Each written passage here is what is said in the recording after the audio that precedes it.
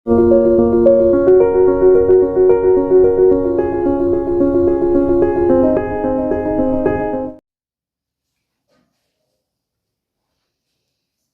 हिंद दोस्तों। तेजस क्लासेस वाराणसी के YouTube channel Hari sir GS centre Kashi पर मैं आपका तहे दिल से स्वागत करता हूं। मित्रों, आज बसंत पंचमी का दिन है, तो इस लिहाज से आप सभी को हरिसर जीएस सेंटर काशी की ओर से बसंत पंचमी पर्व की हार्दिक शुभकामनाएं और ढेर सारी साधुवाद। बच्चों, आज माँ शारदा का दिन माना जाता है सनातन परंपरा के अनुसार, जिसके अनुसार शरद मास के बीतने के बाद जब बसंत मास शुरू होता है तो उस समय माघ के महीने में यह जो है पर्व आता है, जिसे आप बोलते हैं बसंत पंचमी। बसंत पंचमी का त्यौहार एक छात्र वर्ग, विशेष तौर से जो आप लोगों का जो वर्ग है, इसके लिए बहुत ही महत्वपूर्ण है। एक लोक कथानक के अनुसार जब लोकों के निर्माता ब्रह्मा ने सृष्टि की रचना कर दी, पृथ्वी की रचना कर दी, लेकिन इसके बाद जब वो नजर उठा के देखते हैं पूरे ग्रह पर, पूरे पृथ्वी पर, तो यहाँ पर शांति थी, एक खामोशी और एक परेशान करने वाला स्तब्ध माहौल था। ब्रह्मा जी ने भगवान विष्णु से पूछा कि हे प्रभु, इस स्तब्धता का कारण क्या है? तो उन्होंने कहा कि अभी वाग देवी वहां पे नहीं पहुंची हैं, उनका अवतरण होना आवश्यक है। तो उन्होंने मंत्र का उच्चारण करने के साथ ही जब जल के प्रवाह से फेंका धरती पर, तो वहां पर तीव्र ध्वनि के साथ वृक्षों में भयानक गर्जना के बीच में एक चतुर्भुजाकार माँ देवी सरस्वती प्रकट होती हैं, जिनके एक हाथ में बीड़ा, एक हाथ में पुस्तक, एक हाथ जो है अभय मुद्रा में, और एक हाथ में उनके जो है पुस्तिका, और ये इस तरह से वो प्रकट होती हैं।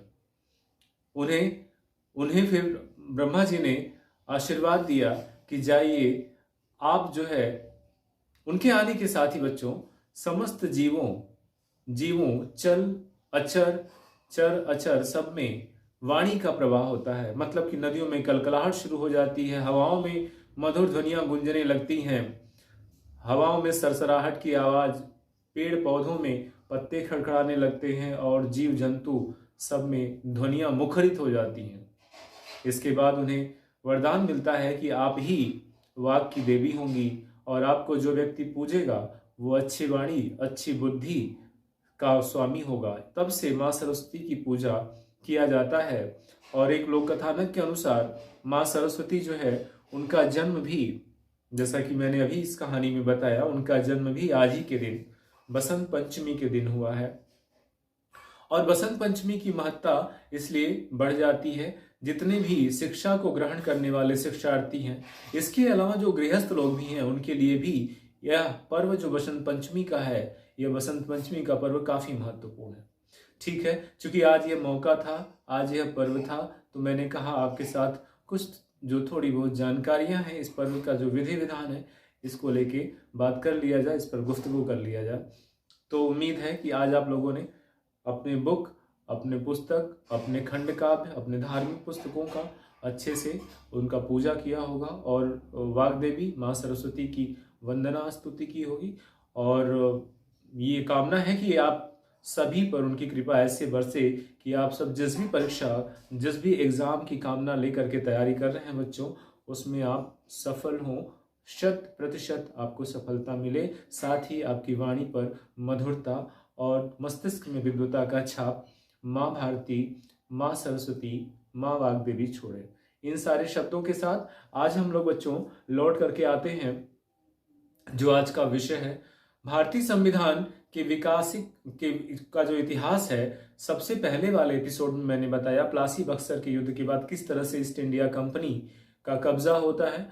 दूसरे एपिसोड में हमने 1773 के रेगुलेटिंग एक्ट में बताया, उसके बाद 1773 में किस तरह से जो है गवर्नर को गवर्नर जनरल बनाया गया, कलकत्ता में सुप्रीम कोर्ट की स्थापना हुई, इसके अलावा क्या हुआ था 1773 में, उपहार और जो है इस तरह से बाकी चीज़ों पर रोक लगा दी गई। 1784 में board of director, board of controller की स्थापना हुई। रिवाइंड करना सही है ना, आपकी मेधा, आपका जो कॉन्शियस लेवल है वो मजबूत होगा, मेरे साथ रिवाइज करते जाइए। 1793 का जो एक्ट था उसमें क्या किया गया, उसमें ये किया गया कि जो ईस्ट इंडिया कंपनी के जो कार्य करने वाले जो जो कर्मचारी और अधिकारी हैं उनके पेंशन, वेतन भत्ते आदि भारतीय राजस्व से देने का प्रावधान हुआ। और भी बातें हुई हैं, उसको आप देख लीजिएगा, प्लेलिस्ट में पड़ी हुई है ये वीडियो। इसके बाद 1793 के बाद 1813 का चार्टर आता है। अब जो है चार्टर के कार्यकाल को 10 साल से बढ़ाकर 20 वर्ष कर दिया गया।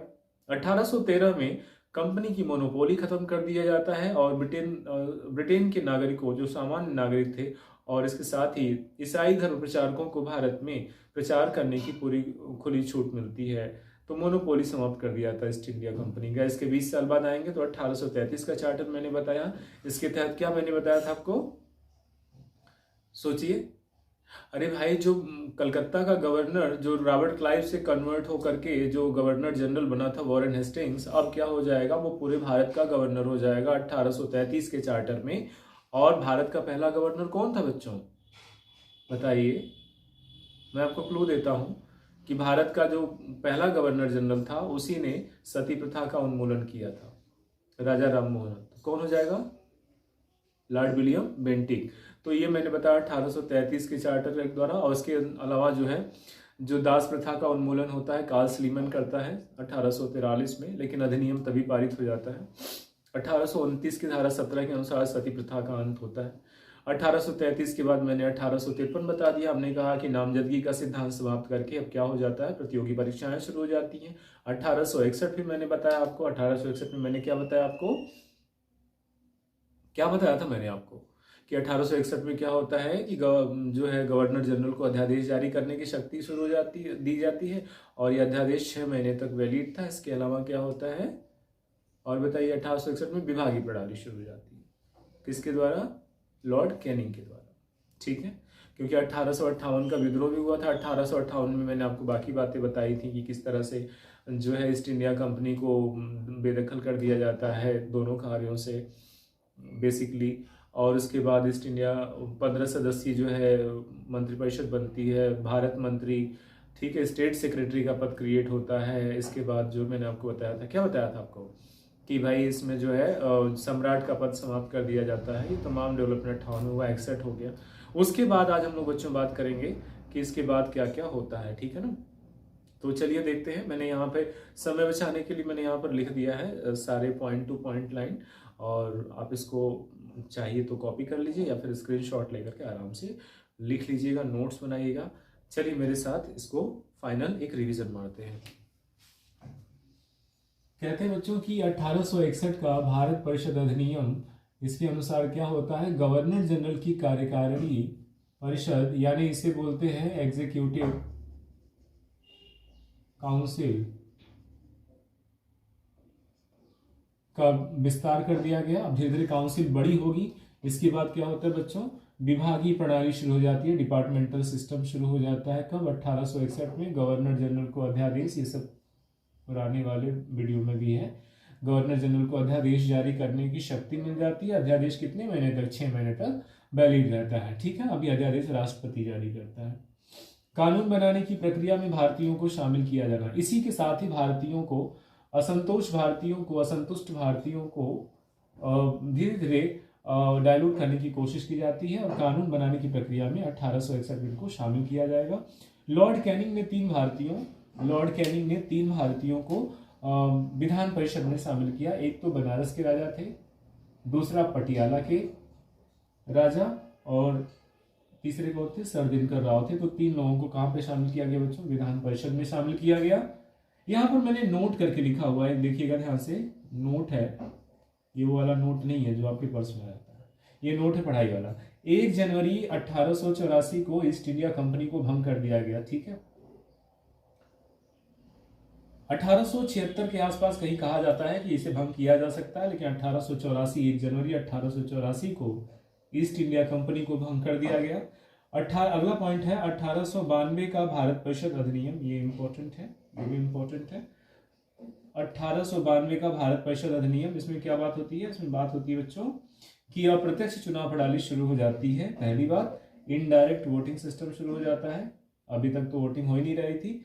और दूसरा क्या है? राजस्व, रेवेन्यू, आय, इनकम और एक्सपेंडिचर तथा बजट पर बहस करने तथा प्रश्न पूछने की शक्ति किसको दी जाती है? भारतीयों की दी जाती है। वही लोग जो विधान परिषद में थे वो रिप्रेजेंट करते थे। अगला जो पॉइंट है बच्चों 1909 का भारत परिषद अधिनियम, इसे क्या बोलते हैं? मार्ले मिंटो सुधार बोलते हैं। जो 1909 का भारत परिषद अधिनियम है उसे मार्ले मिंटो सुधार बोलते हैं। इसके अलावा एक मार्ले थे और एक मिंटो थे। लॉर्ड मिंटो भारत के क्या थे? वायसराय थे। और जो मार्ले थे वो भारत में ब्रिटेन के क्या थे? सचिव थे। ठीक है, एक तो सचिव होता था जो ब्रिटेन में बैठता था, भारत का रिप्रेजेंटेटिव होता था, दूसरे वायसराय थे। तो मार्ले मिंटो में जो मार्ले थे वो सचिव थे, राज्य सचिव, और जो मिंटो थे वो कौन थे? वायसराय थे। तो इसके अनुसार 1909 का मार्ले मिंटो सुधार भी इसे कहते हैं। और बच्चों सबसे नोट करने वाली बात यह है कि जो आग लगाने का काम है ना भारतीय समाज में, कि हिंदू को मुसलमान से अलग कर दो, हिंदू को सिख से अलग कर दो, सिख को मुसलमान से अलग कर दो, इसकी जो प्रॉपर तरीके से जो ऑफिशियली जो पदार्पण होता है 1909 के मार्ले मिंटो सुधार में होता है। और मिंटो को सांप्रदायिकता का जनक भी कहते हैं। न जाने कितनी बार परीक्षाओं में पूछा है कि सांप्रदायिकता का जनक किसे कहते हैं, तो मिंटो को कहते हैं। एक बात ध्यान दीजिएगा कि जो है मुस्लिम लीग 1906 से पहले, 1909 से पहले 1906 के आसपास जाती है, शिमला में मिलती है। और वहां पर मिंटो ने यह आश्वासन दिया था, कुछ पैसा रुपया भी दिया था, और कहा था कि ऐसा है कि आपकी जो है स्वतंत्र जो मांग है स्वतंत्र प्रतिनिधित्व की, स्वतंत्र चुनाव की, वो हम पूरा करेंगे। तो वहीं पर उसका जाल बुना जा चुका था। समाज में हिंदू मुसलमान भाइयों के बीच में विभाजन का कार्यक्रम वहीं पर शिमला में ही हो चुका था। ये तो केवल औपचारिकता मात्र था 1909 का मार्ले मिंटो सुधार। यहाँ पर बाकी जो है लिख पढ़ के कार्यक्रम किसने पूरा कर दिया? मिंटो ने मिंटो में काम खत्म कर दिया, भाईचारे के बीच में दरार डाल दी थी। और इसके सांप्रदायिकता का जनक भी कहते हैं। इसके अनुसार क्या था कि हिंदू को हिंदू वोट देंगे, मुस्लिम को मुस्लिम वोट देंगे। इस तरह से तो भाई विभाजन हो जाएगा ना, बचेंगे कितने लोग फिर, जब ऐसे हर चीज को अलग करने की आजकल नेता लोग लगे हुए हैं कि धर्म तो छोड़िए, जाति जाति में एक एक जाति के लिए पड़े हुए हैं कि अलग से जाति गणना करवाइए। जाति गणना करा के आपका क्या उद्देश्य है? केवल वोट बैंक है। ये कितने हितकारी हैं सब जानते हैं। तो उस समय पहला कदम जो है सांप्रदायिकता का पड़ गया था। हिंदुओं को मुसलमानों से अलग करने की कोशिश मिंटो ने कर दी थी। मिंटो में यही लिखा हुआ है कि मुस्लिमों के लिए, यानी मुस्लिम समुदाय के लिए क्या था? पृथक प्रतिनिधित्व की बात की गई है। सांप्रदायिकता का जन्म यही होता है। और भारतीयों की कार्यकारिणी परिषद तथा सचिव की परिषद में इनका पार्टिसिपेशन बढ़ा दिया गया। ठीक है, यहाँ पे आपने देखा 61 में शुरुआत हुआ था कानून बनाने की प्रक्रिया में, जबकि 1909 में कार्यकारिणी परिषद और सचिव की परिषद में इन्हें शामिल होने की शक्ति मिल जाती है। ठीक है बच्चों, इसके बाद हम लोग आते हैं, ध्यान दीजिएगा बच्चों कि यहाँ पर जो लिखा हुआ है, केंद्रीय और प्रांतीय विधान परिषदों में वाद विवाद करने तथा सार्वजनिक हित के प्रश्न पूछने और मताधिकार का अधिकार मिला। केंद्रीय और प्रांतीय विधानसभाओं में वाद विवाद करने तथा सार्वजनिक हित पर प्रश्न पूछने, बजट पर प्रश्न पूछने का अधिकार कब मिल जाता है? 1909 में। पहले भागीदारी बढ़ाई जाती है, फिर उस पर वाद विवाद करने और बजट पर प्रश्न पूछने और सार्वजनिक हित पर जो है वो अपना प्रस्ताव लाने और प्रश्न पूछने का सवाल का अधिकार जो है भारतीयों को दिया गया 1909 में। अगला आते हैं 1909 में, ऐसा लिखा था, लिख लीजिएगा इसे आप लोग। इसके बाद 1919 का चार्टर एक्ट है, जिसे क्या बोलते हैं? मॉन्टेग्यू चंसफोर्ड सुधार बोलते हैं। 1919 का भारत परिषद अधिनियम, और इसे क्या बोलते हैं बच्चों? मॉन्टेग्यू चंसफोर्ड सुधार बोलते हैं। इसमें क्या किया जाता है? इसमें किया जाता है दो बातें, कई बातें इंपॉर्टेंट है। पहली बात है कि केंद्र में द्विसदनात्मक विधायिका की बात होती है। द्विसदनात्मक मतलब लिखा हुआ है कि एक राज्य परिषद है और दूसरा केंद्रीय विधानसभा। तो राज्य परिषद जो राज्य में होता था, आजकल विधान परिषद इसे कहते हैं। राज्य परिषद होता है पहला, और दूसरा क्या है? केंद्रीय विधान सभा। तो राज्य परिषद में जो सदस्यों की संख्या है बच्चों वो 34 थी। 34 में कितने नॉमिनेट थे? तो आपने देखा है टोटल संख्या 60 थी, 60 में 34 जो है वो चुन करके आते थे, बाकी नॉमिनेट होते। तो मैंने 34/60 लिखा, 34/60। इसका कार्यकाल 5 वर्ष था। आधी राज्य विधान सभाओं का या विधान मंडलों का कार्यकाल कितना है? 5 वर्ष है। इसकी नींव 1919 में पड़ी है। दूसरा था केंद्रीय विधानसभा, और केंद्रीय विधानसभा में आप देखेंगे तो यहाँ पर 144 कुल सदस्य होते हैं। केंद्रीय विधानसभा में 144 सदस्य होते हैं, उनमें से 104 चुने हुए थे, 40 मनोनीत थे और 4 अन्य थे। तो इस तरह से ये केंद्र में, जहां पे आज आप बोलते हैं लोकसभा ना, वहां पे आज क्या था? केंद्रीय विधानसभा था। 144 में 104 चुने जाते थे, बाकी नॉमिनेटेड थे। इनका कार्यकाल कितना था? कम था, 3 वर्ष था। प्रांतों में द्वैत शासन शुरू हो जाता है। प्रांतों में द्वैत शासन मतलब आरक्षित विषय किसी और के पास होगा और हस्तांतरित विषय किसी और के पास होगा। तो प्रांतों में द्वैत शासन के जनक कौन थे? लियोनस कार्टियस है। यहाँ पे लिखा भी है, लिखा है कि नहीं लिखा है? शायद नहीं लिखा है। प्रांतों में द्वैत शासन यानी डायरकी रूल जो है शुरू हो जाता है, और इसमें 2 विषय होते हैं। एक को बोलते हैं आरक्षित विषय मतलब रिजर्व मैटर। रिजर्व मैटर में क्या था? वित्त था, पेंशन, छापाखाना, सार्वजनिक सेवाएं, बंदरगाह, गाड़ियां। वित्त, पेंशन, छापाखाना, सार्वजनिक बंदरगाह, गाड़ियां, श्रमिक, ये तमाम कार्य था किसमें? जो आरक्षित, जो केंद्र के पास था, यानी गवर्नर जनरल की कार्यकारिणी के पास था। और हस्तांतरित विषय जो है, जो मेन जो है, जो ब्रिटिश शासन जो भारतीयों पर शिफ्ट कर दिया था, उसे हस्तांतरित विषय समझ सकते हैं। हस्तांतरित विषय में शिक्षा, पुस्तकालय, संग्रहालय, पीडब्ल्यूडी और मनोरंजन जो हस्तांतरित यानी ट्रांसफरेबल सब्जेक्ट थे। तो यहाँ से स्क्रीनशॉट ले लीजिएगा और लिख लीजिएगा। अगला जो है पॉइंट क्या था बच्चों की? भारत में लोक सेवा आयोग का अधिनियम के द्वारा गठन हुआ था।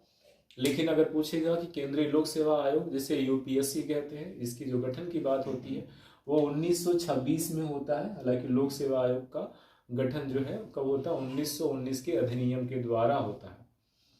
ठीक है। सांप्रदायिकता का विस्तार होता है। सांप्रदायिकता का विस्तार किया जाता है। सांप्रदायिकता मतलब कि जो बचा कुचा जो कसर था ना, उसे भी क्या कर दिया गया? पूरा कर दिया इन लोगों ने, इन अंग्रेजों ने। सांप्रदायिकता का विस्तार किया गया। अब क्या किया गया? इसके पहले 1909 में क्या हुआ था कि हिंदू को हिंदू वोट देगा और मुस्लिम को मुस्लिम, तो वहां से हिंदू मुसलमान भाइयों के बीच में विभाजन का कार्यक्रम शुरू हुआ था। लेकिन 1919 के जो है मॉन्टेग्यू ट्रांसपोर्ट सुधार में इन्होंने इतना तक कर दिया कि सिखों को, आंग्ल भारतीयों को और आंग्ल ईसाइयों को भी पृथक प्रतिनिधित्व की बात कर दी कि भाई इनका भी मतदान इन्हीं के समाज के लोग करेंगे। ये तो पूरी तरह से आग लगाने का कार्यक्रम है। आग तो लग ही चुकी थी, अब उसमें पेट्रोल, डीजल, केरोसिन ऑयल वो सब डाल रहे हैं। ठीक है ना? तो इसे रट लीजिएगा बना करके नोट्स। सांप्रदायिकता का विस्तार होता है। संपत्ति, कर और शिक्षा के आधार पर सीमित मताधिकार होता है। संपत्ति, कर और शिक्षा के आधार पर सीमित मताधिकार मतलब सभी लोग वोट नहीं दे पाएंगे। जैसे हम और आप वोट नहीं दे सकते थे। जमींदार थे, जागीरदार थे, बड़े वकील थे, रसूख वाले लोग थे, और अंग्रेजों के जो चमचे थे, इन लोगों को ही वोटिंग का मतलब एक ही सेक्शन जो है वोट दे पाता था। तो सीमित मताधिकार का यहाँ पे विस्तार किया गया है। और महिलाओं को वोटिंग का अधिकार मिला है। मैंने यहाँ पर एक शुरू में लिख दिया है कि भाई महिलाओं का भी एक कुछ हिस्सा जो है वोटिंग में यहाँ पे शामिल होता है। कब शामिल होता है बच्चों? 1919 के मॉन्टेग्यू ट्रांसपोर्ट सुधार में महिलाओं को भी मताधिकार, सीमित मताधिकार की शक्ति मिली। 1935 का भारत शासन अधिनियम, इसके अनुसार 4-5 बातें इंपॉर्टेंट है। प्रांतों को स्वायत्तता दे दी गई, बोले भर प्रांत स्वायत्त है। अखिल भारतीय संघ की स्थापना हो गई। ऑल इंडिया फेडरेशन की स्थापना हो जाती है कब? 1935 के भारत शासन अधिनियम में। अखिल भारतीय संघ मतलब कि एक भारतीय फेडरेशन की बात, एक संघ की परिकल्पना को पटल पर लाया गया। 1935 का जो भारत शासन अधिनियम है, आज कहते हैं कि संविधान बनने के समय में अधिकांश भाग यहीं से लिया गया था। लगभग 60% जो भाग है यहीं से अनुच्छेद और बाकी चीजें ली गई थी। तो ये 1935 काफी महत्वपूर्ण हो जाता है, ठीक है ना। 1935 में एक तो प्रांतीय स्वायत्तता की स्थापना होती है, अखिल भारतीय संघ की स्थापना होती है। इसमें 11 ब्रिटिश प्रांत, 6 चीफ कमिश्नरियों को मिला करके ऑल इंडिया फेडरेशन की स्थापना होती है। केंद्र में द्वैध शासन की स्थापना हो जाती है, केंद्र में डायरकी शुरू हो जाती है, जबकि राज्य में डायरकी कहाँ शुरू थी बच्चों? राज्य में डायरकी शुरू थी 1919 के भारत शासन अधिनियम में, मॉन्टेग्यू चेम्सफोर्ड में। और उसमें 3 विषय होते हैं, संघ सूची जो केंद्र देखती थी, राज्य सूची जो राज्य के अंदर थी, और संवर्ती सूची जो संघ और राज्य दोनों के बीच के जो मसले थे। तो संघ सूची में बच्चों 59 सब्जेक्ट थे, जो संघ है वो बड़ा है। राज्य सूची में 54 विषय और संवर्ती सूची में 36 विषय थे।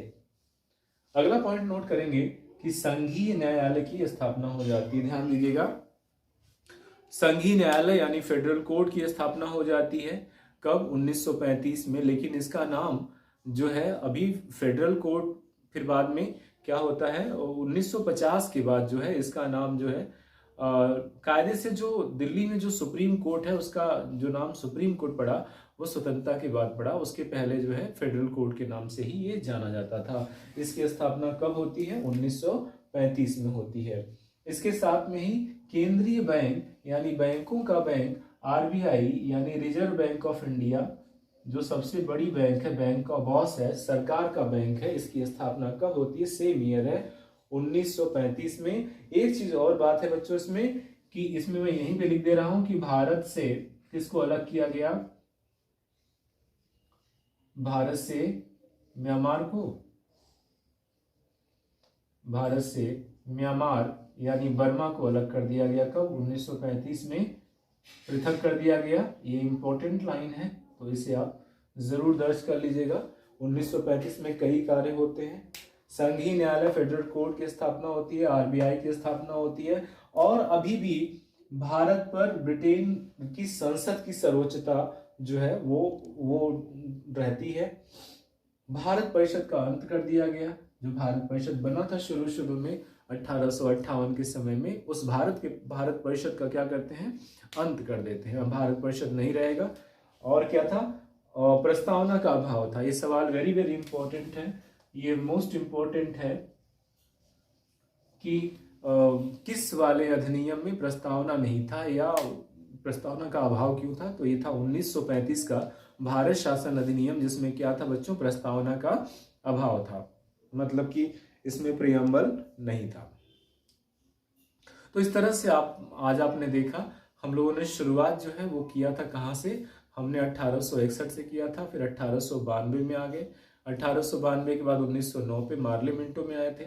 1909 के बाद हम 1919 में आए मॉन्टेग्यू चेम्सफोर्ड सुधार में। 1919 के बाद ये तीनों बड़े बड़े जो है, ये जो बड़े बड़े क्या बोलते हैं अधिनियम थे। और तीसरा 1935 का भारत शासन अधिनियम, जो इनमें सबसे ज्यादा महत्वपूर्ण था, इसको हमने संपन्न किया। इसके बाद यहाँ पर एक लिखा नहीं गया है, बट आप नोट कर लीजिएगा, क्या 1947 का स्वतंत्रता भारत स्वतंत्र अधिनियम, ठीक है, इंडिपेंडेंट इंडियन एक्ट जो है वो आता है 1947 में। इसमें 2-3 बातें होती हैं। कौन कौन सी बातें होती हैं? नंबर 1 कि जो है 14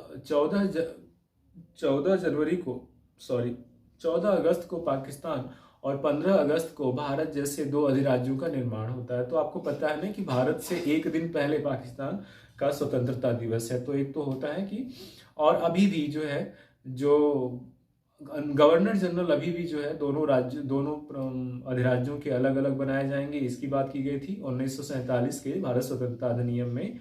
14 अगस्त को पाकिस्तान और 15 अगस्त को भारत की स्वतंत्रता की गई। दोनों अधिराज्यों के अलग अलग गवर्नर जनरल होंगे। तीसरी बात है कि जो है अब जो है इसमें जो देसी रियासतें हैं उसमें स्वतंत्रता इस बात की दी गई कि आइदर वो पाकिस्तान में चले जाएं या तो वो भारत में आकर के विलय कर लें। ये स्वतंत्रता थी 1947 में।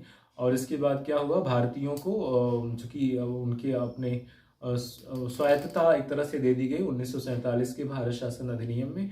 और आप जानते हैं कि सारे जो 500 से जो ज़्यादा जो हमारे देसी रियासतें थी उनको उनको एकीकरण की समस्या आ रही थी, नहीं तो भारत कम से कम 500 550 टुकड़ों में होता, और उनको एकीकृत करने का जो काम जो है रियासती मंत्रालय के प्रमुख जो थे सरदार वल्लभ भाई पटेल, जिन्हें लौह पुरुष कहते हैं, उन्होंने क्या किया कि सारे रियासतों को भारत में मिलाने की कोशिश की, एक अखंड भारत की जो कल्पना को साकार किया सरदार वल्लभ भाई पटेल में। लेकिन 3 अड़चने आ रही थी बच्चों। कौन कौन सा था? पहला अड़चन क्या था? पहला अड़चन था कि भाई एक था जूनागढ़, जिसे जनमत संग्रह के आधार पर मिला लिया गया। दूसरा था हैदराबाद, जिसका नवाब बदमाशी कर रहा था, उसे सैन्य कार्रवाई के दम पर जो है भारत में मिलाया गया। और तीसरा जो था कौन सा था? जम्मू कश्मीर। जम्मू कश्मीर के राजा हरि सिंह जो है बाद में आके भारत में विलय पत्र पर साइन कर लेते हैं, और पाकिस्तान द्वारा भेजे गए हजारों कबायलियों को फिर भारतीय सेना दौड़ा के मारती है, वहां तक ढकेलती है, और इस तरह से इन 3 राज्यों को भी कहाँ पे? भारत में मिला लिया गया। तो सवाल आता है कि 1947 में जो है उसके बाद कौन कौन से 3 राज्य थे जो अलग अलग तरीके से मिलाए गए? तो आप जूनागढ़ जनमत संग्रह के आधार पर, और इसके बाद हैदराबाद सैन्य कार्रवाई के आधार पर, और जम्मू कश्मीर किसके आधार पर? जम्मू कश्मीर किसके आधार पर मिलाया गया है? विलय पत्र के आधार पर। तो इस तरह से जो है 1947 का अधिनियम भी वहां तक समाप्त हो गया। हमने जो संवैधानिक विकास की जो यात्रा हमने शुरू की थी 1773 के जो रेगुलेटिंग एक्ट से, वो आते आते 1947 के भारत शासन अधिनियम पर समाप्त होती है। अब इसके बाद प्रस्तावना से लेकर के संविधान के स्रोत और संविधान के संबंधी जो विशेषताएं हैं उस पर हम लोग अगला लेक्चर करेंगे। बच्चों, ये पूरा का पूरा वीडियो आपके लिए वैसे ही बनाया जा रहा है जैसे आप कहीं पे कोचिंग संस्थान या घर पे जब बैठ के पढ़ते हैं तो सीक्वेंस से आपको मिलता है, ठीक है? तो इस तरह से आपको प्लेलिस्ट में 1 बाय 1 मिलेंगी और पूरा मुकम्मल नोट्स मिलेगा। ये भी नहीं कि भाई आधा तिहाई यहाँ देंगे फिर आधा तिहाई जो है वो सरप्राइज रख लेते हैं, ऐसा कुछ नहीं है। हमारी मंशा है कि ज़्यादा से ज़्यादा आप बच्चे सेलेक्ट हों, और जो है यही सबसे बड़ी उपलब्धि होगी, गवर्नमेंट जॉब में आप सेलेक्ट हो, नाम रोशन करें। और अगर आपको ये वीडियो फ़ायदेमंद लगा है तो इसे लाइक करिएगा, सब्सक्राइब कर लीजिएगा, अपने मित्रों के बीच में बांटिए इस वीडियो को, क्योंकि विद्या जो है बांटने से बढ़ती है ना। कहते हैं ना, न चौर्यहारम न भ्रातृभाज्यम विद्याधनम सर्वधनम प्रधानम। कितनी बड़ी बात है। विद्या को जितना बांटेंगे उतना फैलेगी, यानी इस वीडियो को जितना बांटेंगे उतना फैलेगी।